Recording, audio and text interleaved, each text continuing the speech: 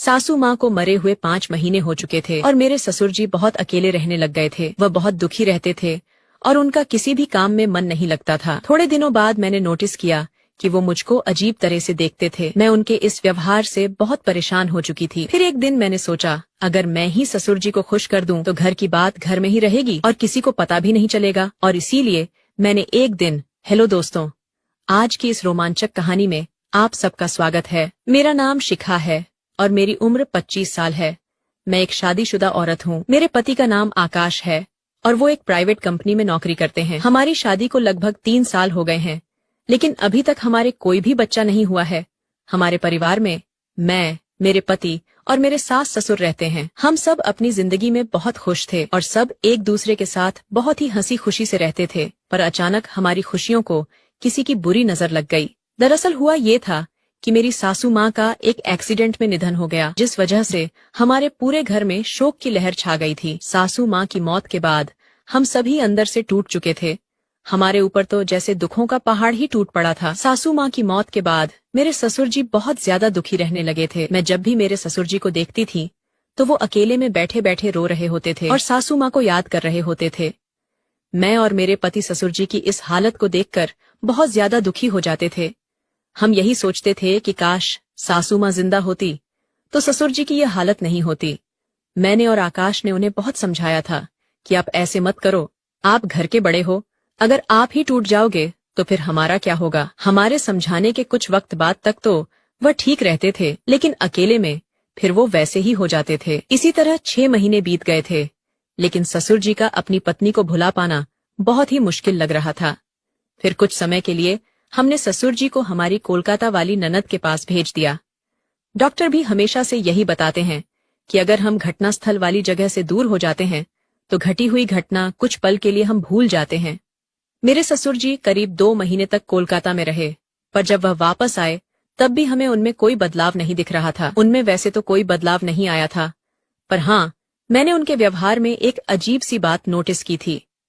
मैंने नोटिस किया था कि वह अक्सर मेरे शरीर को घूरते रहते थे या फिर कभी कभी मुझे छूने की भी कोशिश करते थे। मुझे उनकी ये हरकत बहुत ही अजीब लग रही थी, क्योंकि इससे पहले उन्होंने कभी भी मेरे साथ ऐसा नहीं किया था। मेरा दिल कर रहा था कि मैं अपने पति को फोन करके सारी बात बता दूं, लेकिन फिर मैंने सोचा कि अगर मेरे पति ने मेरी बात पर यकीन ही नहीं किया तो फिर मैं क्या करूंगी। मैंने सोचा कि हो सकता है कि ये मेरा वहम हो, लेकिन एक दिन तो हद ही हो गई। एक दिन तो मेरे ससुर जी ने कुछ ऐसा किया कि मेरे पैरों तले जमीन ही निकल गई। मुझे यकीन ही नहीं हो रहा था कि वह ऐसा कुछ भी कर सकते हैं। मैं जब बाथरूम में जा रही थी तो वहां पहले से ही मेरे ससुर जी थे। मैं थोड़ी देर के लिए वहीं खड़ी हो गई। मुझे लगा वह थोड़ी देर में बाहर आ ही जाएंगे, इसलिए मैं यहीं खड़ी हो जाती हूँ। पर यह क्या, अंदर से तो अजीब अजीब सी आवाजें आ रही थीं। मैं सोच रही थी कि ससुर जी इतना टाइम से बाथरूम के अंदर क्या कर रहे हैं। मैंने उन्हें बुलाने की भी कोशिश की, पर शायद उन्होंने सुना ही नहीं। फिर जब मुझे लगा कि वह कभी भी बाहर आ सकते हैं तो मैं अपने कमरे में आ गई। पहले तो मेरे मन में ख्याल आया कि यह सारा मामला अपने पति को बता दूं, लेकिन फिर से मेरे दिमाग में यही आया कि अगर वह मेरी बात पर भरोसा ही नहीं करेंगे तो फिर मैं क्या करूंगी। यही सोचकर मैं रात भर जागती रही और मुझे नींद ही नहीं आई। मैं अंदर से बहुत परेशान थी, क्योंकि इतने दिनों से जो कुछ भी हो रहा था वो बहुत ही अजीब था। मेरे पति ने मुझे प्यार करने के लिए कहा, लेकिन मैंने कहा आज मेरा मूड नहीं है, और इतना कहकर मैं उनकी तरफ पीठ करके सो गई। मेरी सारी रात जागते हुए ही निकल गई और दूसरे दिन मेरे पति को शहर से बाहर किसी काम के लिए जाना था। वह 5 दिनों के लिए एक मीटिंग में जाने वाले थे। मैंने उनका बैग लगाया और उनका टिफिन भी तैयार कर दिया। थोड़ी देर बाद मेरे पति अपने काम के लिए निकल गए। अब घर पर मैं और ससुर जी अकेले ही थे। मैं तो डर से कांप रही थी। मेरा तो एक एक पल सदियों जैसा गुजर रहा था। मैंने पूरे दिन घर का काम किया और सारा काम निपटा के अपने कमरे में आ गई। पिछली रात को मुझे नींद नहीं आने के कारण अब नींद ने अपना घेरा डालना शुरू कर दिया था। नींद के मारे मेरी आंखें अपने आप बंद हो रही थीं। दिन के 4 बज रहे थे। मुझे पता ही नहीं चला कि कब मेरी आंखें बंद हो गईं और मैं गहरी नींद में चली गई।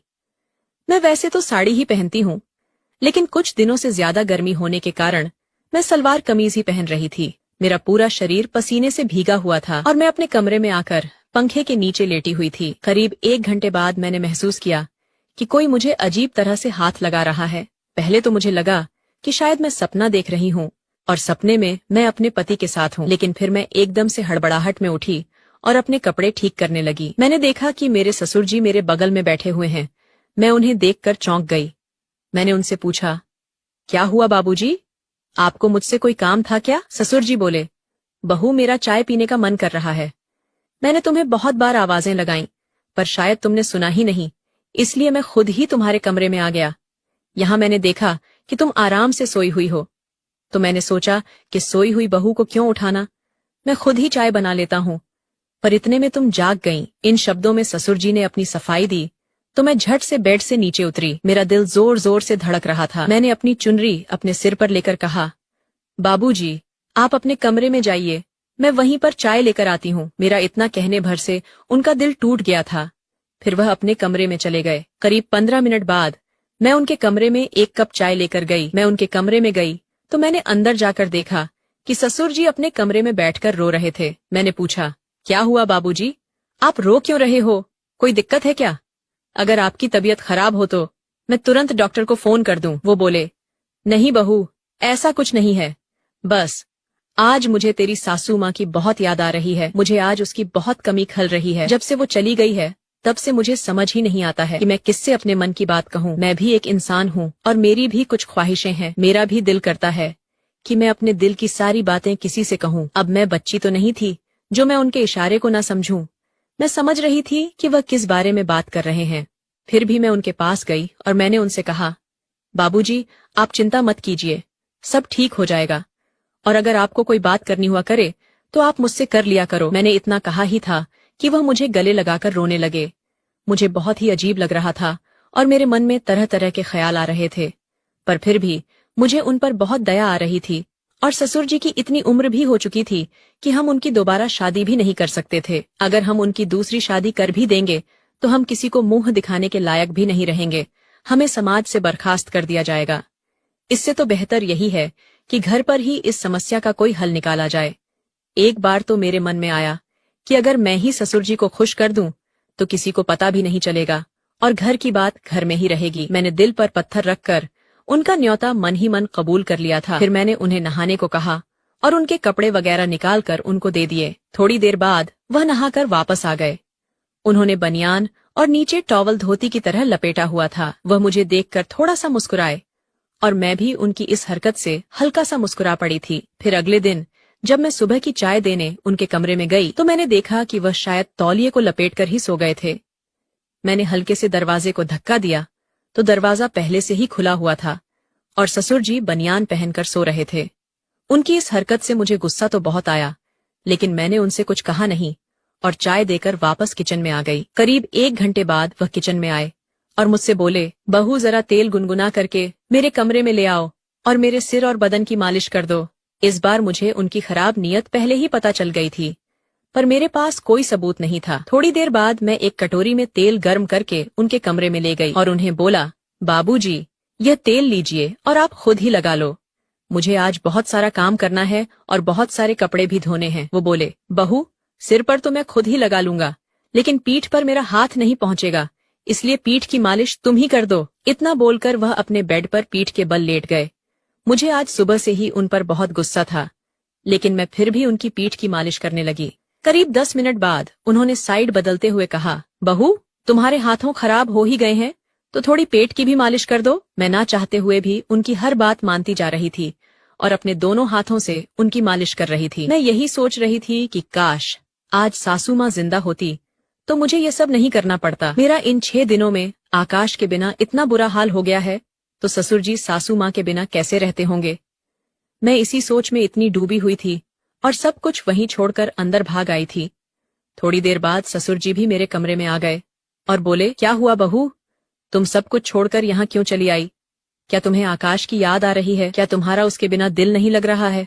तुम मुझे बताओ कि तुम्हें क्या परेशानी है। तुम्हें जिस चीज की भी कमी होगी वह मैं तुरंत पूरी कर दूंगा। मैं तुम्हें अपनी बेटी ही मानता हूँ और मैं तुमसे अपनी बेटियों की तरह ही प्यार करता हूँ।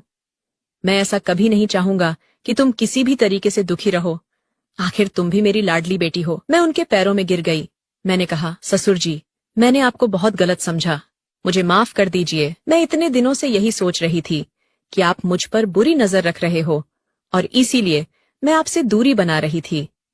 पर अब मैं समझ पा रही हूँ कि जब आकाश को गए 5 दिन ही हुए हैं और मैं उसके बिना इतना परेशान हो चुकी हूँ, तो सासू माँ को मरे हुए तो बहुत समय हो चुका है। अगर मैंने आपका दिल दुखाया हो तो आप मुझे माफ कर दीजिए। अब से मैं आपकी हर तरह से देखभाल करूंगा और आपकी बेटी बनकर रहूंगी। कमेंट करके जरूर बताइएगा कि आपको ये कहानी कैसी लगी। अगर आपको ये कहानी पसंद आई हो तो इसे